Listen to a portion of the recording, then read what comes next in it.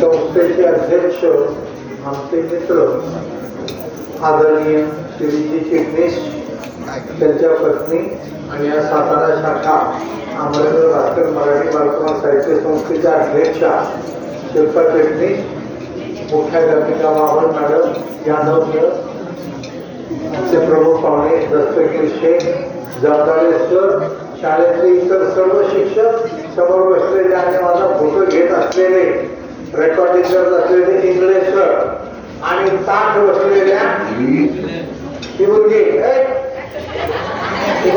माझ्याबरोबर ताठ बसलेल्या माझ्याकडे पाहत असलेल्या खुर्ची आड न दडलेल्या छान छान मुलांनो, गोड गोड मुलांनो, बऱ्या बऱ्या मुलांनो, देखण्या मुलांनो, मुलांनो आणि देवाघरच्या फुलांनो, काय मुलं छान नटून थटून आले, गजरे वगैरे मारले मुलींनी, पोराने आपली कडक इस्त्रीचे कपडे घातले, त्याने हातात घड्याळ वगैरे घातले की हा बाबा कधी संपल म्हणजे जेवायचा प्रश्न भेटेल. गोष्ट सांगू काय? मग माझ्याकडे सगळे बदल काय काय होतं की होतं शाळेमध्ये शिक्षक म्हणजे मान खाली घातलेली, आपापसात बोलत असलेली, इकडे तिकडे पाहिजे माझ्याकडे हे गेलो हा मुलगा नीट बसा माझ्याकडे तोड करून, हा मी मला दिसतोय का? छान दिसतोय का? सुंदर दिसतोय? देखणार दिसतोय तुमच्यासारखा? वा वा. एक गोष्ट सांगतो, इटुकली पिटुकली चिटुकली जो इथं बोलूया असं भाषण करायचं नाही. माझं इथं फार तारीख लक्ष असतं आणि माझी उंची भरपूर आहे, शेवटच्या मुलाला मी दिसतोय. मी बोलता बोलता जर एखाद्या मुलाला हात केलं की त्याला समजायचं आपलं लक्ष नाहीये. काय म्हटलं? पहिला एक वर्ग मुलगा म्हणला चांगला त्याचं गाठ तुझी आणि माझी गाठ आहे प्रेमाची. शिवाजी महाराज आपल्या घाट कसली भेटायला नाही. गोष्टीचं नाव आहे गुणाखाचा खजिना. काय नाव आहे?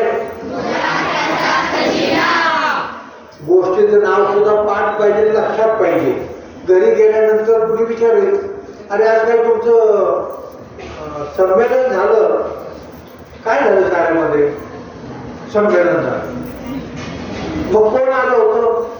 तो पुण्यावरून गरुड नावाचा एक बाबा, त्याने काय सांगितलं? गोष्ट सांगितली. कुठली सांगितली? नाव काय गोष्टीचं? ते नाही माहिती मला. असं चालेल का? सांगा गोष्टीचं नाव काय सांगितलं? गुराची माहिती आहे ना? शेतामध्ये गुरं सांभाळतो तू करायचं. काय झालं? एक सुंदर नगरी नावाची नगरी होती आणि त्या सुंदर नगरीमध्ये एक राजा राहत होता. राजवाड्यामध्ये राहायचा.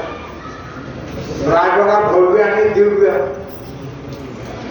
त्याच्यामध्ये तो राजा राहायचा. राजा हा देखणा होता ना, हे आकडेबाज मिशा, डोक्यावर सोन्याचा मुकुट, गळ्यामध्ये मोत्यांच्या माळा, कमरेला शमशेर म्हणजे काय? तलवार. आणि हा राजा कधी कधी शिकार करायला जायचा. एकदा त्याला वाटलं शिकार करायला जावं, तो घोड्यावर बसला.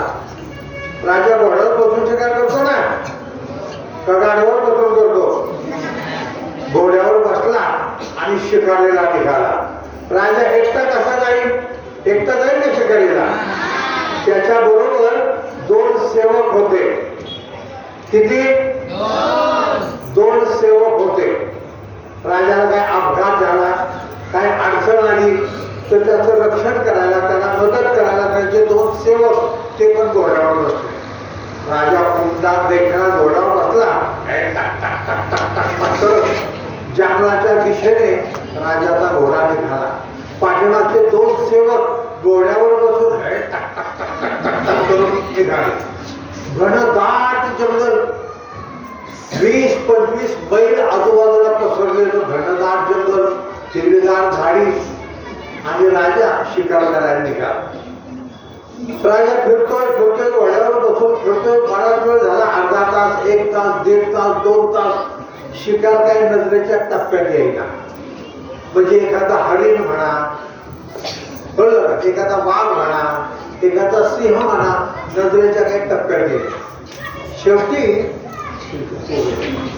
शेवटी राजा थकला, कंटाळला आणि त्याला भूक पण लागली हो आणि तहान पण लागली. घशाला कोरड पडली. राजा सेवकांना म्हणाला, अरे 2 तास झाला आपण फिरतोय, भटकतोय, शिकार काय मिळाली नाही, मला तहान लागली, इथं पाण्याची कुठं सोय होईल का? सेवक म्हणाले, इथं तर काही कुठं पाणी नाही. मग बघा जवळपास कुठे एखादी झोपडीच पाय घर घर असलं तर बघा, शिकार करू द्या. शिकारी बघतानंतर तहान लागली आणि भूक पण फार लागली. आणि मग सेवक आजूबाजूला घोड्यावर गेले, टाक टाक टाक टाक करत इकडं तिकडं पाहिलं आणि 15-20 मिनिटांनी दूर अंतरावर त्यांना एक झोपडी दिसली. काय दिसली? ते म्हणजे काय दिसली? काय दिसली? झोपडी दिसली. बस ऐका म्हणजे अगदी समोर बसली ना, झोपडी दिसली. झोपडी पाहिली का तुम्ही? पाहिजे असते. आणि मग तो सेवक सांगत आला, महाराज इथं जवळच एक झोपडी आहे, तुम्हाला तहान लागली, चला. आणि 3 जण आपापल्या घोड्यावर बसून आले.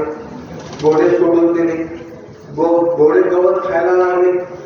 त्या झोपडीमध्ये एक म्हातारी होती आणि बाजूला तिचा एक मुलगा होता. तो गुरं वळत होता, गुरं सांभाळत होता. त्या मुलाचं नाव अल्ली होजा. काय नाव? लक्षात ठेवायचं. काय नाव? अल्ली होजा. त्या मुलाचं नाव. वय वर्ष असेल 12. तुझ्या एवढं 12 वर्षाचा मुलगा. तू गुरं सांभाळत होता. गाई होत्या, बैल होती, म्हशी होत्या, काही पारडं होती. आता खेडेगावचा मुलगा, जंगलात राहणारा, तो कसा पॅन्ट वगैरे घालेल का? त्याने लंगोटी लावली होती. लंगोटी माहितीये का? पायामध्ये फाटक्या पायटानं किंवा चपला होत्या. हातामध्ये गुरवळाची काठी होती. डोक्याला मुंडा असं बांधलं होतं. अंगामधला अंगाचा साठाच होता. तो गुरं सांभाळत होता. झोपडीमध्ये त्याची आई होती. आणि एकदम घोडे आले, त्याच्यावरची माणसं खाली उतरली म्हटल्यावर तो आली होत्या पळत आला. पाहिलं कोणी माणसं.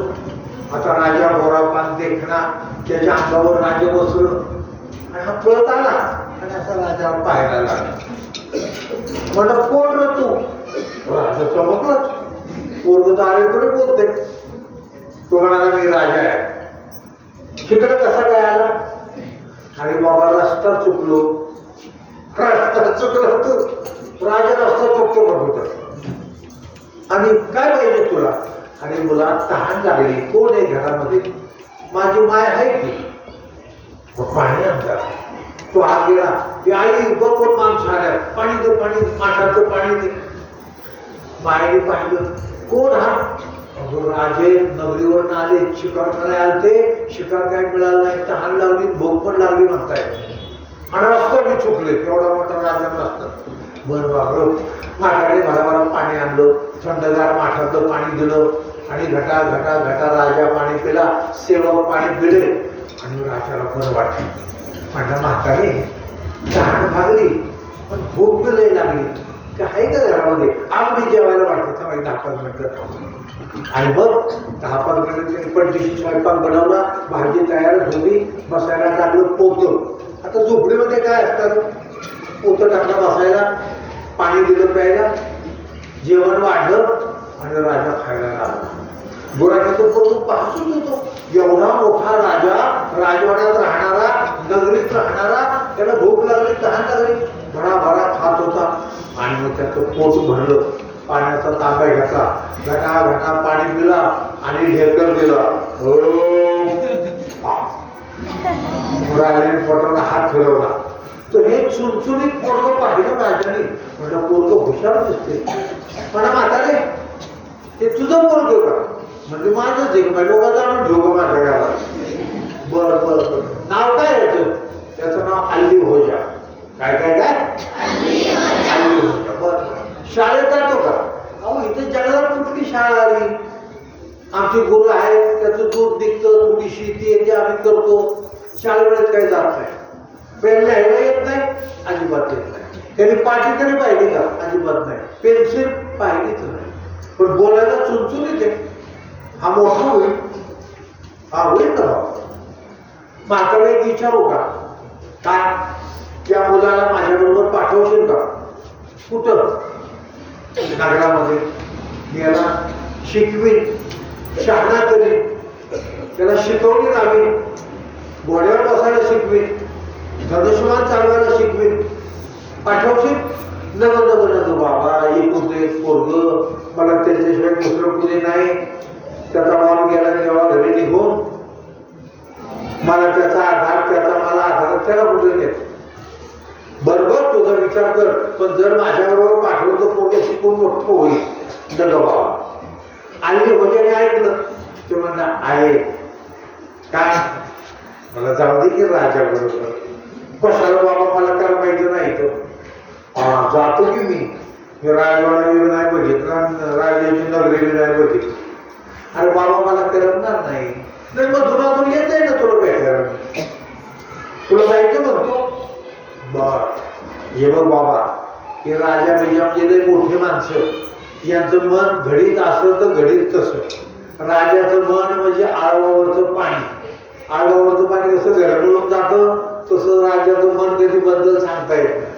नको आहे मी जातो, पण थांब थोडा वेळ, तुला तहान लाडू, भोग लाडू बनवून देते. म्हाताऱ्याने पटापटा तहान लाडू, भूक लाडू बनवले. राजा त्या मुलाला घेतलं बरोबर. म्हातारे याला शिकून मोठा करतो. बर. आल्ली होजा म्हणला, आहे जातो मी. आल्ली होजा आईच्या पाया पाडला. आई रडायला लागली. लेकरा जपून राहाय, कोणाची चोरी बिरी करू नको. राजाचं मन म्हणजे आळवावरचं पाणी. नीट राहाय, शिकून मोठा होईल, मला भेटायला येत जा. येई नाही. आणि तो आल्ली होजा एका सेवकाच्या घोड्यावर पाठीमागं बसला. काय घातलंय? लंगोटी घातलेलं पोरग, हातात काठी घेतली, डोक्याला मुंडासा आहे, साधा अंगरखा, पायात फाटक्या चपला आणि आईने करून दिलेले तहान लाडू, भोग लाडू. आणि मग घोड्यावर बसलाय, टाक टाक टाक टाक टाक टाक करत आले नगरामध्ये. आणि मग त्या आल्ली होजाने राजवाडा पाहिलं. अरे बाप रे, तेवढा राजवाडा, किती खोल्या. आणि मग आल्ली होजा म्हटलं, राजाला म्हणलं एवढं सगळं राजवाडा तुझं एकटाच का? हा. आणि तू कुठे झोपतो? माझ्या खोलीमध्ये. आणि बाकीच्या खोल्या आणि त्या लागतात रे. बर बर, मी कुठे राहू? आणि मग राजाने त्याला एक खोली दिली. इथं राहा, तुला आता नवीन कपडे शिव, ते जुने कपडे काढून ठेव, की पायताना बाजूला ठेवून दे, काठी बिठी ठेवून दे, कोणताचं ठेवून दे. पण त्यांना आईने सांगितलं होतं, बाबा आपली गरिबी आपल्याला, आपल्या वस्तू जपून ठेव. हे फाटकं पायतान, ही काठी, ही लंगोटी, हे मुंडास, हा आपला खजिना आहे, खजिना. परिस्थिती बदलली तर तो तुला साथ देईल. तू तो एका खोलीमध्ये राहायला लागला आणि त्यांनी सगळ्या वस्तू गुंडाळून नीट कोपऱ्याला ठेवून दिल्या, गाठोड बांधून. राजाने त्याला नवीन कपडे घेतले, ते गुरुजी लावले, शिकवणी सुरू झाली. आणि मग हळूहळू तो शिकून शहाणा व्हायला लागला. पूर्वी गावढळ बोलायचा, ग्रामीण बोलायचा, ग्राम्य बोलायचा. आता उच्चार चांगले काढायला लागला. बेरीज वजाबाकी शिकला, काही श्लोक शिकला. न्याय निवाडा कसा करतात तिथं जाऊन बघायला लागला. असा न्याय द्यायचा. महसूल कसा गोळा करतात तिथं लक्ष द्यायला लागला. बघता बघता हा मुलगा 12 वर्षाचा, 13, 14, 15, 16, 17, 18 वर्षाचा झाला. मधून अजून आईला जाऊन भेटायचा, जाताना घोड्यावर जायचा. कारण घोड्यावर बसायला शिकला होता. आईला मोठं कौतुक वाटायचं, बाया पोरगा आता घोड्यावर येते. आणि आता जरा चांगलं टुणटुणीत झालंय बरं का, गुमगुमीत. पहिलं म्हशीवर बसायचं, बारीक होतं तेव्हा. आणि म्हैस कोसळली की बदल दिशा आपटायची. आता घोड्यावर आहे, टाकावर टाकावर वाटायला येतं. आईला बरं वाटायचं. आई सारखी सांगायची, जपून राहा, चोरी करू नको, चांगलं शिक्षण घे, राजा सांगत तसं वाट, वाईट खोटं नाटक कधी बोलू नको, आपली गरिबी आपल्याला. आणि मग 18 वर्षाचा झाला, राजाला असं वाटलं अरे याला आता प्रधान बनवावं. आणि मग दौंडी पिटली, दौंडी नगरामध्ये दौंडी पिटली. ऐका हो ऐका, मन लावून ऐका, कान देऊन ऐका, आजपासून आपल्या नगराचा प्रधान अल्ली होजा झाला आहे हो. चौकात चौकात चौकात चौकात हे डफडं वाजवलं जायचं. सगळ्या नगराला कळलं अल्ली होजा नावाचा कोणतरी मुलगा 18 वर्षाचा झालाय, तरुण आहे, हुशार आहे, आणि तो आता प्रधान झाला. पण त्याच्याबरोबर जे बाकीचे लोक होते ते नाराज झाले. आजचं पोरग आलं, खेडेगावचं पोरग, गावढळ पोरग, अशिक्षित पोरग, नीट बोलता येत नव्हतं, लग्न लावून आलो, आता त्याला राजवस्त्र मिळणार, तो प्रधान होणार, त्याला स्वतंत्र वाडा बांधून दिला जाणार, तेवढा त्याचा अनुभव. बाकीचे लोक कळतात का नाही, आपल्यापेक्षा दुसरं कोणी मोठं झाल्यावर लोक त्याचा द्वेष करायला लागले, काही त्याचे सहकार्य. पण हा छान निर्णय घ्यायचा, छान राज्यकारभार चालवायचा, राजाला मदत करायचा, राजा खुश होता, आनंदी होता, दरबारामध्ये फटाफटा निर्णय तो घ्यायचा आणि राजाला मदत करायचा. असेच काही दिवस गेले आणि एकदा राजाच्या खजिन्यामध्ये चोरी झाली.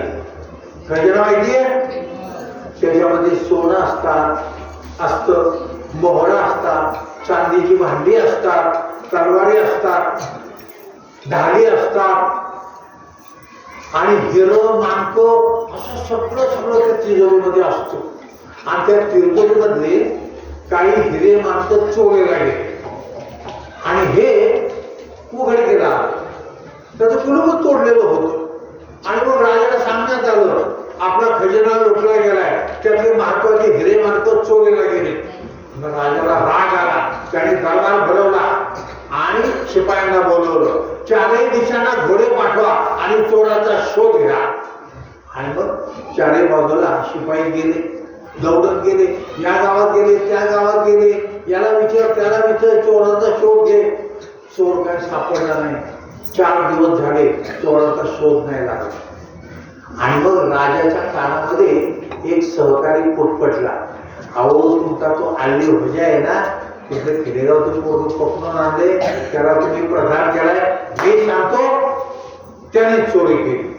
काय म्हणतो काय म्हणजे अचानकपणे त्याच्या वाड्यावर धाड टाका आणि बघा तो सापडतो का. राजाला संशय आला, खेडेगावचं पोरग, गरिबीत वाढलेलं, वडील नाही, आईने वाढवलेलं, जंगलात राहते, झोपडीत राहते, त्यांच्या काही हिरे मार्ग बघितले, बहुतेक यानेच काटा काढलेला दिसतोय. राजाने 4 सेवकांना सांगितलं की अल्ली होजा प्रधानजी जिथं राहतात तिथं अचानक धाड टाका, सकाळी सकाळी तो बेसावत असतात. आणि दुसऱ्या दिवशी सकाळी 4 सेवक गेले ना अल्ली होजाच्या वाड्यावर, दरवाजा ठोठावला, टाक टाक टाक टाक. अल्ली होजा जागा झाला, डोळे चोळून उठला, दरवाजा उघडला, तो 4 शिपाई हातामध्ये भाले वगैरे घेतले. तो सबक सकाळी सकाळी शिपाई म्हणजे काय काम आहे. आम्ही झाडाझडती यायला आलो, तपासणी करायला आलो. कसली, राजाने पाठवले आम्हाला. पण काय झालं काय, खजिन्यामध्ये हिरं माणकं चोरीला गेले, तुमचं घर तपासायला सांगितलं. त्याला आईची आठवण आली. आई म्हणाली बाबा, राजाची मर्जी म्हणजे आळवावरचं पाणी, घडीत असं तर घडीत तसं, घडीत विश्वास ठेवेल तर घडीत अविश्वास निर्माण करील. आपण गरिबीत राहिलेलं बरं. तो समजला, माझा ठीक आहे, तुम्हाला वाटते ना मी चोरी केली, तपासा माझा वाडा. आणि हे शिपाई सुद्धा शोधायला लागले, तिथं शोध, तिथं शोध, तिथं शोध. वरील कोपऱ्याला गाठोडं दिसलं. आणि म्हणजे याच्यात नक्की हिरं माणकेला पण ठेवले. हे घ्यायला ते गाठोडं काय घेतलं आणि टाकून दिलं. नक्की म्हणजे याच्यात असे हिरं माणकं भराभरा गाठोडं सोडलं. काय नाही झालं त्याच्यात, काय असेल त्याचं ते मंडासून, ती छोटी काठी, ती पायतानं, ती लंगोटी, ती फाटका अंगठा आईने सांगितलं होतं, बाबा आबरूला जप, चोरी करू नको, आपली गरिबी आपल्याला, हाच तुझा खजिना. आणि त्याला वाटलं पुढे मग राजाची मर्जी फिरली तर हे आपले कपडे, हीच आपली धन दौलत. सगळीकडे पाहिलं आणि म्हणजे हे त्याचं पायकर, त्याचा वास येतोय. आणि हे लोक शेख धुतले त्याला कधी वास येतोय, ते मोंडासं, ते अंगरखा आणि म्हणजे कधीचे कपडे. आधी भोजा म्हणाला, मी लहान असताना हे कपडे घालायचो, राजाच्या राजवाड्यात आलो, पण हा माझा खजिना मी जपून ठेवला. आई तेव्हाच म्हणाली होती, राजाचं मन म्हणजे आळवावरचं पाणी, घडीत असेल तर घडीत तसं ते जपून ठेव. सगळं वाडा तपासला, कुठे काय हिरवांत सापडले नाही. सेवक नाराज झाले आणि मग घोड्यावर बसून टाक टाक टाक करून राजवाड्याकडे गेले. राजा बसलाच होता सिंहासनावर. कोण चोर, कोण चोर, बहुतेक आली होत्या चोर. शिपाई आले, वाकून मुद्रा केला आणि म्हणाले, राजा म्हणाला, काय खबर बा, काय सापडलं का, हिरेमांत सापडली? ते म्हणाले, नाही. हा, आली होत्याच्या वाड्यावर नाही, अजिबात नाही, त्याने नाही चोरी केली. आणि मग गेलं कुठं, परत शोध घ्यावा लागेल, पण आली होत्या चोर नाही. आणि मग तेवढ्यात हल्ली होत्या पाठोपाठ आला आणि म्हणाला, महाराज आतापर्यंत दुनियाला प्रधानजी केलं, मान सन्मान दिला, राज्यकारभार चालवायला मी मदत केली, पण उद्यापासून मी इथं थांबणार नाही, त्या नगरीमध्ये थांबणार नाही. उद्या मी निघालो माझ्या आईला भेटायला. माझी झोपडी हीच माझी श्रीमंती. असं समजा की मी तो राजीनामा दिलाय तुमच्या पदात. आणि त्यांनी घरनं तो वळाला, पण आपल्या वाड्यावर गेला. ती राजवस्त्र, प्रधानकीची वस्त्र उतरून ठेवली, आपली जुनी लंगोटी घातली, अंगरखा घातला, डोईला मुंडाचं गुंडाळलं, पायात पायतान घातलं, हातात काठी घातली आणि घरनं वळाला. आणि आपल्या झोपडीच्या दिशेने तो निघून गेला, जंगलाच्या दिशेने निघून गेला. आणि सारखा म्हणत होता, राजाचं मन म्हणजे आळवावरचं पाणी, राजाचं मन कधी बदलेल सांगता येत नाही. आणि माझे कपडे, माझ्या आईने दिलेली शिकवण, हाच माझा खजिना, हाच माझा खजिना, हाच माझा खजिना. धन्यवाद.